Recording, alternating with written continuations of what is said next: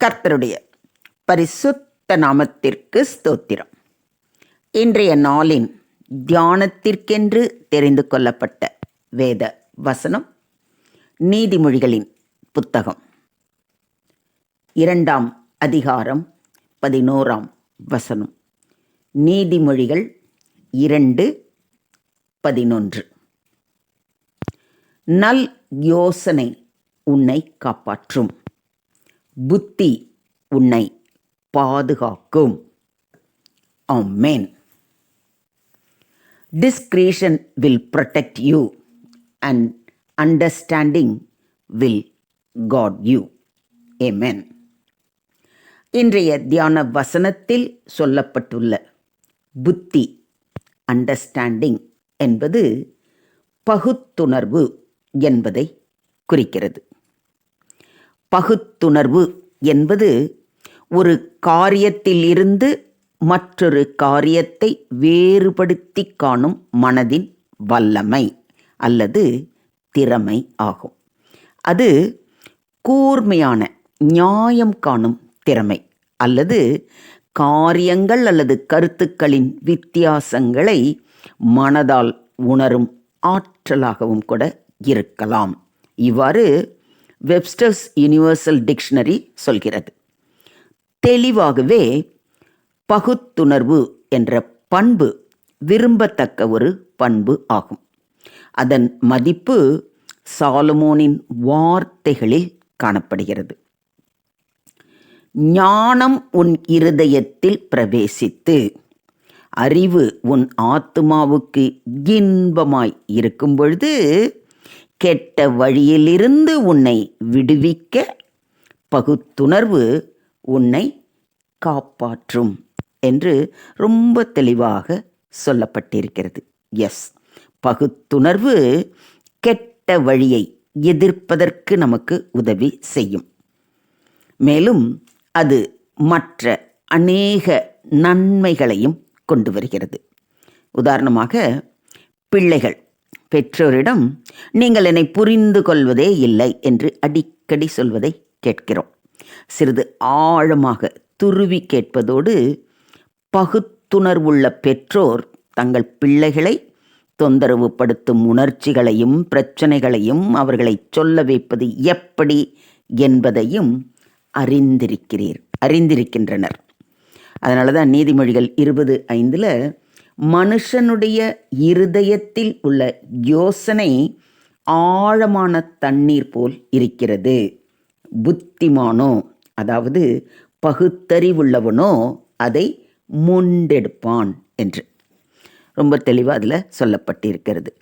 பகுத்துணர்வுள்ள கணவன் எல்லா உண்மைகளையும் அறிந்து கொள்ளாமல் அவசரமாக முடிவுகள் எடுப்பதற்கு பதிலாக தன் மனைவி சொல்வதை செவி கொடுத்து கேட்டு அவளுடைய சிந்தனைகள் மற்றும் உணர்ச்சிகளின் பேரில் உட்பார்வையை பெற்றுக்கொள்வார். மனைவியும் அதே போன்று தன் கணவருக்கு செய்வாள். இவ்வாறு வீடு ஞானத்தினாலே கட்டப்பட்டு விவேகத்தினாலே நிலை நிறுத்தப்படும். பகுத்துணர்வு சூழ்நிலைமைகளை வெற்றிகரமாக கையாளுவதற்கு ஒரு நபருக்கு உதவுகிறது. நீதிமொழிகள் 17:27 சொல்கிறது, அறிவாளி தன் வார்த்தைகளை அடக்குகிறான், விவேகி குளிர்ந்த மனம் உள்ளவன் என்று. பகுத்துணர்வுள்ள ஒரு நபர் ஆலோசியாது கண்மூடித்தனமாக எல்லா சூழ்நிலைமைகளுக்குள்ளும் துணிகரமாக செயல்பட மாட்டார். தன்னை ஈடுபடுத்திக் கொள்வதற்கு முன்பு நிகழக்கூடிய விளைவுகளை அவர் கவனமாக சிந்தித்து பார்த்துதான் செயல்படுவார்.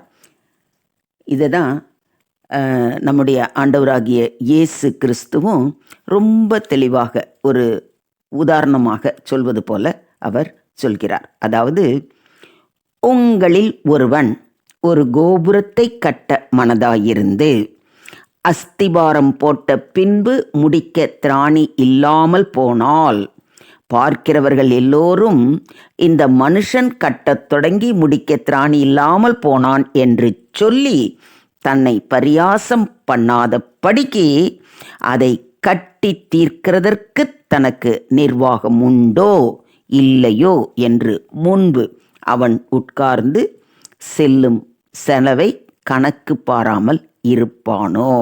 அதாவது எந்த ஒரு காரியத்தை செய்யறதுக்கு முன்னாடியும் நம்ம அந்த காரியம் எப்படி, அதுக்கு என்ன தேவை, அதெல்லாம் கரெக்டாக இருக்கா, எல்லாத்தையும் நாம் பார்த்து ஆராய்ந்து அறிந்து அதுக்கப்புறம் தான் காரியத்தை எடுத்தோம் கவுத்தோண்டு ஏதாவது ஒரு காரியத்தை ஆரம்பிச்சுட்டு ஐயையோ இப்போ எப்படி முடிக்கிறது, இதுக்கு இவ்வளோ தேவை இருக்கே, இவ்வளோ பணம் வேணுமே, இவ்வளோ நேரம் வேணுமே அப்படின்னு புலம்புவதுங்கிறது சரியான புத்தி, அதாவது பகுத்துணர்வு இல்லை என்பதைத்தான் நமக்கு காட்டுகிறது. இப்போ புரியுதுங்களா உங்களுக்கு? அதாவது பொதுவாக நம்ம எந்த காரியத்தை செய்வதற்கு முன்னும் தீர யோசித்து ஆலோசித்து செய்ய வேண்டும் என்பதை குறிப்பதற்காக தான் இன்றைய தியான வசனம் புத்தி உன்னை பாதுகாக்கும் என்று சொல்கிறது. இந்த புத்திங்கிறது நம்ம ஏற்கனவே பார்த்தபடி அதுதான் பகுத்துணர்வு.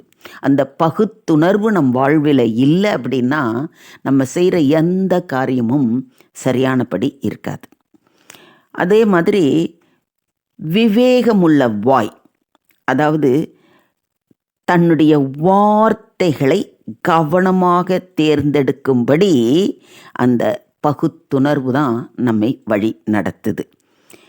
சில நேரங்களில் நம்ம வாய் தான் நமக்கு பெரிய பிரச்சனையே கொண்டு வந்துடும். அது ஒத்துக்கிறீங்களா? பல நேரங்களில் சொல்லக்கூடாத வார்த்தைகளை பட்டுன்னு அந்த புத்தியில் நம்மளே சொல்லுவோம், சே புத்தி கெட்டத்தனமாக நான் சொல்லிட்டேன்பா அந்த வார்த்தையை அப்படின்னு. புத்தி கெட்டத்தனம் அதாவது என்னதுன்னா நம்ம பகுத்து உணர்வு என்ற அந்த அத்தியாவசியமான உணர்வு இல்லாதனால தான் அந்த காரியத்தை சொல்கிறோம். அதனால தான் நீதிமொழிகள் சொற்களின் மிகுதியில் பாவமில்லாமல் போகாது, தன் உதடுகளை அடக்குகிறவனோ புத்திமான். எவ்வளோ தெளிவாக சொல்லியிருக்கு பாருங்க. அதே மாதிரி தன் புத்திக்கு தக்கதாக மனுஷன் புகழப்படுவான், மாறுபாடான இருதயம் உள்ளவனோ இகழப்படுவான் என்று நமக்கு ரொம்ப தெளிவாக சொல்லி இருக்கிறது. அதனால் அதி முக்கியமாக பகுத்துணர்வுள்ள ஒரு நபர் தன் சொந்த குறைபாடுகளை மனத்தாழ்மையோடு ஒப்புக்கொள்கிறார்.